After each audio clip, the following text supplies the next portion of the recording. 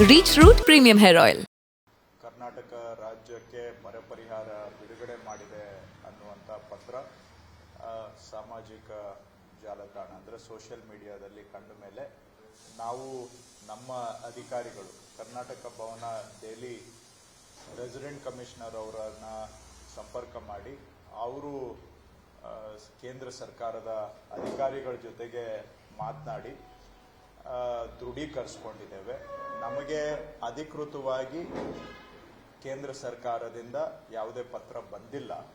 ಆದರೂ ಕೂಡ ನಮ್ಮ ಅಧಿಕಾರಿಗಳೇ ಕೇಂದ್ರ ಸರ್ಕಾರದ ಹಣಕಾಸು ಇಲಾಖೆ ಅಧಿಕಾರಿಗಳ ಜೊತೆಗೆ ಮಾತನಾಡಿದಾಗ ಹೌದು ಅಂತ ದೃಢೀಕರಣ ಮಾಡಿದ್ದಾರೆ. ಬಟ್ ನಮಗೆ ಪತ್ರ ಅಥವಾ ಸೂಚನೆಯನ್ನು ನಿರೀಕ್ಷೆಯಲ್ಲಿ ನಾವಿದ್ದೇವೆ.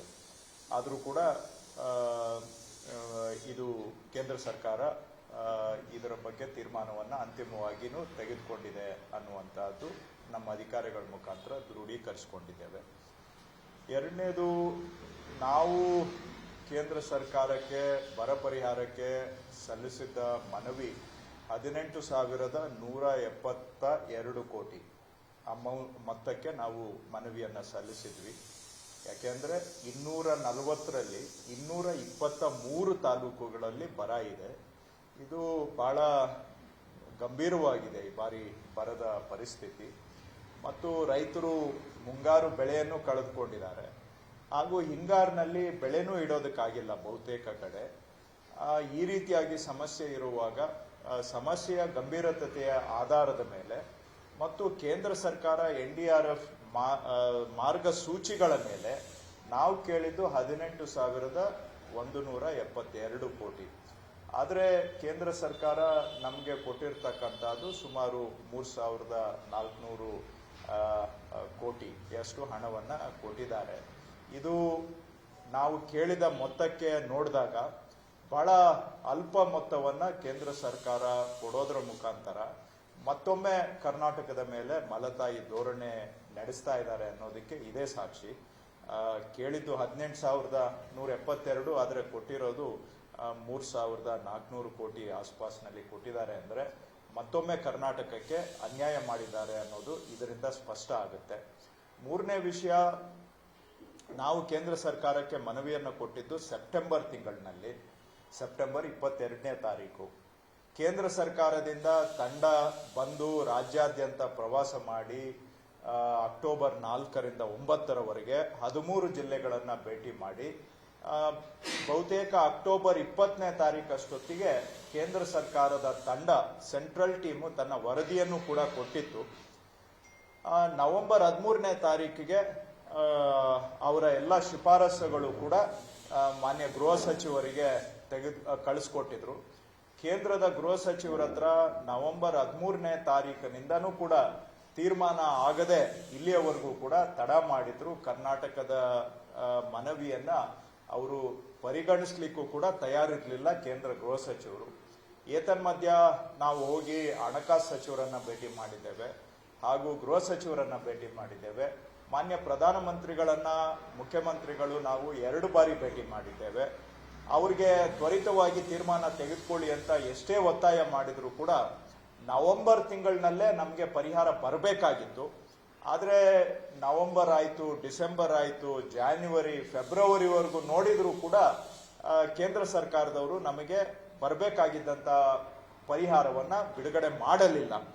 ಸೊ ಅಲ್ಲಿಗೆ ಅವರ ಕೈಯಲ್ಲಿ ಅಧಿಕಾರ ಇದ್ದಾಗ, ಅವರ ಹತ್ರ ಸಮಯ ಇದ್ದಾಗ ಕರ್ನಾಟಕಕ್ಕೆ ಬರ ಪರಿಹಾರ ಹಣ ಬಿಡುಗಡೆ ಮಾಡುವ ತೀರ್ಮಾನವನ್ನು ತೆಗೆದುಕೊಳ್ಳಿಲ್ಲ ಅಂದರೆ ಸುಮಾರು 4 ತಿಂಗಳು ನಮ್ಮ ಕಡತದ ಮೇಲೆ ಅವರು ಕೂತಿದ್ರು ಅಂತ ಹೇಳಿದ್ರೆ, ನಾವು ಮನವಿ ಕೊಟ್ಟು 7 ತಿಂಗಳಾಗಿತ್ತು, ಅಂತಿಮ ತೀರ್ಮಾನದ ಘಟ್ಟಕ್ಕೆ ಬಂದು 4 ತಿಂಗಳು ಅದ್ರ ಮೇಲೆ ಅವರು ಕೂತಿದ್ರು, ಅಂತಿಮ ತೀರ್ಮಾನ ತೆಗೆದುಕೊಳ್ಳಲಿಲ್ಲ ಅಂತ ಹೇಳಿದ್ರೆ ಅವರಿಗೆ ಕರ್ನಾಟಕಕ್ಕೆ ಪರಿಹಾರ ಕೊಡೋ ಉದ್ದೇಶನೇ ಇರಲಿಲ್ಲ. ಕರ್ನಾಟಕ ನಾವು ಎಷ್ಟೇ ಹೋಗಿ ಅವರಿಗೆ ಕೈ ಮುಗಿದು ಮನವಿ ಮಾಡಿದ್ರು ಕೂಡ ನಮ್ಮ ಮನವಿಗೆ ಯಾವುದೇ ಗೌರವನೂ ಕೊಡಲಿಲ್ಲ, ಕರ್ನಾಟಕದ ಹಕ್ಕಿಗೆ ಅವರು ಬೆಲೆಯನ್ನು ಕೊಡಲಿಲ್ಲ, ಹಾಗೂ ಕರ್ನಾಟಕಕ್ಕೆ ಬರಬೇಕಾಗಿದ್ದಂಥ ಪರಿಹಾರ ಹಣ ಬಿಡುಗಡೆ ಮಾಡುವಂತ ಯಾವುದೇ ಕೆಲಸ ಕೇಂದ್ರ ಸರ್ಕಾರ ಮಾಡಲಿಲ್ಲ. ಅವರ ಕೈಯಲ್ಲಿ ತೀರ್ಮಾನ ಇದ್ದಾಗ ಕರ್ನಾಟಕಕ್ಕೆ ಕೊಡಬಾರದು ಅನ್ನುವಂತ ಧೋರಣೆಯನ್ನ ಅವರು ಹೊಂದಿದ್ರು. ಕೊನೆಗೆ ಅನಿವಾರ್ಯವಾಗಿ ಕಾನೂನುಬದ್ಧವಾಗಿ ನಮಗೆ ಬರಬೇಕಾಗಿರ್ತಕ್ಕಂಥ ಹಣ ಇದು.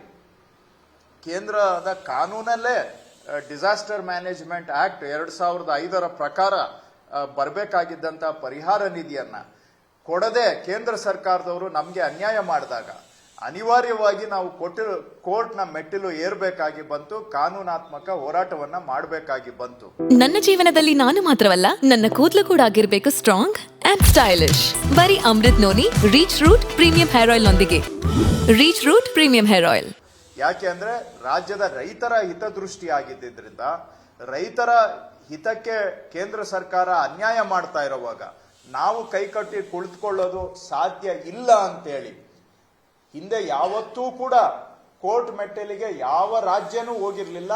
ಅಂತಹದ್ದು ಈ ಬಾರಿ ಕರ್ನಾಟಕ ಸರ್ಕಾರ ಬಹಳ ದೃಢ ತೀರ್ಮಾನವನ್ನ ಮಾಡಿ, ಬಹಳ ಧೈರ್ಯ ಮಾಡಿ, ಕರ್ನಾಟಕಕ್ಕೆ ಆಗ್ತಾ ಇರುವ ಅನ್ಯಾಯದ ವಿರುದ್ಧವಾಗಿ ನಾವು ಕೋರ್ಟ್ ಮೆಟ್ಟಲು ಏರ್ತಕ್ಕಂಥ ತೀರ್ಮಾನವನ್ನ ಮಾಡಿದ್ದೇವೆ.